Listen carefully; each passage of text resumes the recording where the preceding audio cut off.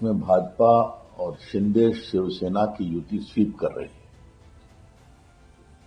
कई जगह तो भाजपा खुद बहुमत में आ गई है। तो जहां इन सभी निर्णय के संकेत पर हमें खुशी है, लेकिन उसके बारे में हम लोग अंतिम प्रतिक्रिया देंगे मुंबई से जब पूरे निर्णय आ जाएंगे। वो अधिकृत ब्रीफिंग आप लोगों को दी जाएगी। तो ये बात मैं पहले कह देना चाहता हूं। आज एक बहुत महत्वपूर्ण मुद्दे पर आपसे बातचीत करने का निर्देश हुआ है। ये राष्ट्रीय स्तर की प्रेस है, ये मैं आपको विनम्रता से कहना चाहता हूं। क्योंकि मैं पटना में था, इसलिए मुझे कहा गया नहीं, आप वहीं से प्रेस करिए। मित्रों, ये मामला बंगाल सरकार के द्वारा जिस तरह से बर्बरता पूर्वक ईडी के अधिकारियों को रोकने की कोशिश की गई, वो मामला कल सुप्रीम कोर्ट में सुनवाई थी। और सुप्रीम कोर्ट में माननीय उच्चतम न्यायालय ने जो टिप्पणी की है, उससे बहुत गंभीर सवाल खड़े होते हैं। पहले ये मैं बता दूं कि भारत के सॉलिसिटर जनरल ने कोर्ट को खुली बहस में यह बताया कि आईपैक कंपनी के पास कोयला घोटाले के मनी लॉन्ड्रिंग के 20 करोड़ रुपए जमा करने का पूरा संदेहास्पद एविडेंस आया था, इसलिए जांच करना जरूरी था। उनके कई और ठिकानों पर भी हम चेकअप करेंगे।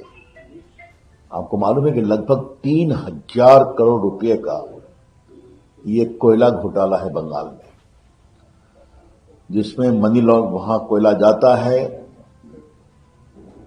स्मगलिंग होता है और बाद में विदेश से उसको वापस लेते हैं, हवाला के थ्रू मनी लॉन्ड्रिंग होती है। क्योंकि मैं पूर्व में देश का कोयला खान मंत्री रहा हूं, तो बंगाल में कोयले खान में क्या क्या होता है इसकी काफी जानकारी मुझे है। लेकिन तृणमूल कांग्रेस में ये बहुत आगे बढ़ गया है, क्योंकि प्रशासन तो उनका होता है। तो ये जांच चल रही थी। तो चूंकि सॉलिसिटर जनरल ने सुप्रीम कोर्ट को यह बता दिया कि आईपैक के यहां हम क्यों गए थे, तो बिल्कुल वो कोयला घोटाले की जांच के लिए गए थे। और आपको मालूम ही है कि वहां पर ममता जी पहुंच गई और एक हरे रंग की फाइल लेकर निकल गई। और सबसे तो हास्यास्पद दृश्य वो था, आपने देखा होगा कि कलकत्ता पुलिस के इंस्पेक्टर, बाकी पदाधिकारी बड़ी बड़ी फाइल लेकर भाग रहे थे ममता जी के पीछे पीछे, और उनके साथ डीजीपी और कलकत्ता के पुलिस कमिश्नर भी गए थे ममता जी के साथ रेड में मदद करने के लिए। कलकत्ता हाई कोर्ट में जब सुनवाई का समय आया तो ये भी बात सुप्रीम कोर्ट को बताई गई, बहुत इंपॉर्टेंट है, कि पूरे तृणमूल कांग्रेस के लीगल सेल के व्हाट्सएप पर यह समाचार गया, कोर्ट में आ जाओ, और मतलब सुनवाई नहीं होने दो, और बाद में जज साहब उठ गए। तो ये सारी बातें सुप्रीम कोर्ट में बताई गई। मैं आप पटना के अपने प्रेस मित्रों को देश के लिए एक बात बताना चाहूंगा। ये रेड ममता जी के घर पे नहीं हो रही थी, ये रेड ममता जी के दफ्तर पर भी नहीं हो रही थी, ये रेड तृणमूल कांग्रेस के कार्यालय पे नहीं हो रही थी, और ये रेड किसी तृणमूल कांग्रेस के नेता के घर पे नहीं हो रही थी। ये रेड आईपैक नाम के कंसल्टेंसी फर्म क्या हो रही थी, ये जानना जरूरी है। और आजाद भारत के इतिहास में पहली बार हुआ कि एक मुख्यमंत्री भागते हुए जाएं, गाड़ी से उतरें, पता पूछें और 11वीं मंजिल पर चढ़कर जाएं और सीधा छीन लें। तो आज तक किसी ने देखा नहीं। पटना के अपने पत्रकार मित्रों को एक स्मरण में दिलाना चाहूंगा, बहुत लोगों को जानकारी होगी कि चारा घोटाले में लालू जी के खिलाफ कार्रवाई में हम लोग सक्रिय थे। तो सीबीआई को रोज गाली पड़ते थे कुछ सारे लोग, बाकी होता था। लेकिन कभी पटना के सीबीआई के दफ्तर में आरजेडी के लोगों ने हमला नहीं बोला था। हाँ, ये स्वीकारना पड़ेगा। बाद में सजा हो गई, अलग बात है, उसकी चर्चा आज करने की जरूरत नहीं है। लेकिन ये पहली बार हुआ है कि एक सिटिंग चीफ मिनिस्टर एक भ्रष्टाचार के मामले में, मनी लॉन्ड्रिंग के मामले में, कोयला स्मगलिंग को लेकर ईडी जांच कर रही है और वहां जाकर जाए, जबरदस्ती रोके, फाइल छीन ले और बाकी डॉक्यूमेंट्स लेकर के आए। आपको मालूम है कि वहां पर तुरंत ईडी के खिलाफ एफआईआर किया गया। अरे ममता जी ने पहली बार नहीं किया था, आपको याद होगा जो अभी डीजीपी हैं, जब पुलिस कमिश्नर थे, उनके यहां नारदा शारदा घोटाले की जांच चल रही थी, तो दीदी जी ने वहां धरना भी दिया और सीबीआई के लोगों को गिरफ्तार भी कर लिया। तो ये उनका आचरण रहा है। कल मामला सुप्रीम कोर्ट में गया तो ये बताना जरूरी है कि सुप्रीम कोर्ट ने बहुत सख्त टिप्पणी की है। कलकत्ता हाईकोर्ट में सुनवाई ठीक से नहीं होने दी गई, इसे हम बहुत ही चिंताजनक मानते हैं, ये उचित नहीं है। और दूसरा जो हुआ है वो बहुत गंभीर सवाल पैदा करता है।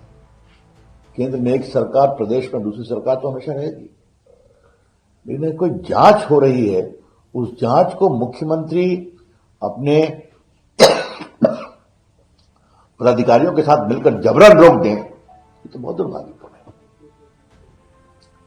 उन्होंने नोटिस किया है, कहा कि देश ऐसा नहीं चलेगा। ये बहुत महत्वपूर्ण सवाल उठाता है और इसको हम फैसला करेंगे कि सीबीआई, ईडी, करप्शन की जांच, इसके बारे में सवाल उठते हैं। तो उठते हैं तो क्या इस तरह से जबरदस्ती करेंगे मुख्यमंत्री? तो उन्होंने मुख्यमंत्री को भी नोटिस किया है और ईडी ने अपने आवेदन में ऐसा आग्रह किया है कि पुलिस कमिश्नर और डीजीपी को सस्पेंड किया जाए। जिनका काम कानून की रक्षा करना है, वो अपने मुख्यमंत्री के पीछे कानून को किस तरह से तोड़ते हैं, और ईडी जो भ्रष्टाचार की जांच कर रही है उसको लेकर एक बात करते हैं। तो सुप्रीम कोर्ट ने उनको भी नोटिस किया है। 3 फरवरी को सुनवाई होगी। मित्रों, हमें पूरा विश्वास है कि न्याय मिलेगा, लेकिन जिस तरह से ममता जी की सरकार और स्वयं ममता जी ने सारी संवैधानिक मर्यादाओं को तार तार किया, उसकी हम बहुत भर्त्सना करते हैं। और बाकी तो कोर्ट की सुनवाई है, तो मैं उसको ज्यादा नहीं बोलूंगा।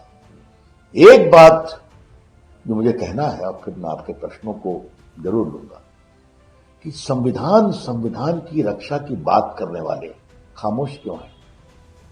क्या राहुल गांधी, क्या तेजस्वी यादव, क्या स्टालिन, जो रोज संविधान, वामपंथी संविधान की बात करते हैं, तो भ्रष्टाचार के मामले में एक मुख्यमंत्री जाकर फाइल छीन ले, जांच करने वाले पदाधिकारियों ने जबरदस्ती पुलिस कमिश्नर के साथ, तो ये संवैधानिक आचरण है क्या? इसका कुछ बोलना नहीं है। तो इन लोगों का कितना दोहरा मानदंड है, हिपोक्रेसी है, डबल स्टैंडर्ड है, घोर असंवैधानिक जो आचरण आया है उस पर भी खामोश है। और चलते हैं लाल किताब लेकर संविधान की। तो देश देखता है, समझता है। इसीलिए चाहे वो बिहार का नतीजा हो, आज जो नतीजा महाराष्ट्र में आ रहा है और जल्दी बंगाल में आएगा, आसाम फिर जीतेंगे। तो देश की जनता ने इनके सही चेहरे को पहचान लिया है, इनके संविधान के मुखौटे को बेनकाब कर दिया है अपने वोट के द्वारा। धन्यवाद। अब मैं किसी का प्रश्न है तो एक करके ले सकते। झारखंड में जिस तरीके से झारखंड पुलिस ने ईडी पर एफआईआर दर्ज कर दिया है, तो रेड भी किया, तो आपने जो कहा कि ये नया ट्रेंड हुआ है, तो क्या ये अब नॉन बीजेपी रूल स्टेट्स में एजेंसीज को इसी तरीके से ये टारगेट करेंगे, इसी तरीके से ये प्रत्यारोप होगा? सुप्रीम कोर्ट ने यही जो टिप्पणी की है कि इस पूरे मामले के कानूनी वैधता को हम स्पष्ट करना चाहते हैं, हम बड़ी सुनवाई करना चाहते हैं, क्योंकि समस्या होती रहती है। आपको मालूम है कि जो मैंने चर्चा की चारा घोटाले की, आप भी पुराने पत्रकार हैं, यहां कितना हमला हुआ था, पूरे सीबीआई पर, बाकी पर। तो ये एक नए, तो संभवतः झारखंड का भी वही ट्रेंड है। हाँ, और ये तो फिर कानून का राज रहेगा कहां पर? एक कल्पना करिए, कोई मुख्यमंत्री है, जबरदस्त भ्रष्टाचार हो रहा है, जांच पे नाम आता है, जांच करने वाली एक टीम को पीट देंगे, तो जांच नहीं करने देंगे, तो लोकतंत्र और रूल ऑफ लॉ कहां बचेगा? ये बड़े सवाल है। जो हालात है वहां पे क्या लगता है निष्पक्ष चुनाव हो पाएगा बंगाल में? ये चुनाव आयोग का दायित्व है, हम उम्मीद करते हैं कि होगा, होना चाहिए। पूरे बंगाल की जनता बदलाव चाहती है। मैं बंगाल, मुझे पार्टी ने कई बार भेजा एमपी के डेलीगेशन का नेता बनाकर के ग्राम पंचायत के चुनाव में, बाकी चुनाव में, और वहां पर नीचे में क्या होता है, जबरन वोट तो नहीं करने देते, मतलब क्योंकि हम लोग गए तो हम लोग गांव में घुस पाए, दर्दनाक दृश्य था वो। मैं संदेश खाली भी गया था, वो कहा गया कि इनको जाने नहीं देंगे। हमने कहा चलते हैं, देखते हैं क्या होता है। तो उनकी पूरी पुलिस हमको रोकने को लगी हुई थी, मेरे साथ जो सिक्योरिटी चलती है, सीआरपीएफ वगैरह। फिर वो बाकी उन्होंने फोन किया कि रविशंकर जी जा रहे हैं, तो फिर लगभग 50 सीआरपी के लोग आए। उन्होंने जाऊंगा जरूर, मैं जानता हूं क्या होता है। और एक बात आप लोगों के लिए भी कहना है मुझे, मेरे साथ पत्रकार भी गए थे इन जगहों पर, तो इनको देख करके घायल उम्मीदवार सब चिल्लाते थे, अभी क्यों आए? तो हमने शांत किया, तो हमने पूछा कि तुम लोग पहले क्यों नहीं आए? तुमने कहा कि हम लोग को कहां अलाउ था, हम लोग चाहते थे तो पीट के भगा देते थे, वो तो आपके पीछे पीछे हम लोग चल रहे हैं। ये है बंगाल, समझे आप? और सब संविधान की बात करने वाले खामोश हैं। इसलिए आपने देखा होगा कि महाराष्ट्र के, बंगाल के कांग्रेस के नेता भी ममता जी की आलोचना कर रहे हैं, जेन्युइन नेता। मैं बोल चुका हूं, उसके बारे में अधिकृत कमेंट पूरा रिजल्ट होने के बाद आएगा। और कोई सवाल? धन्यवाद।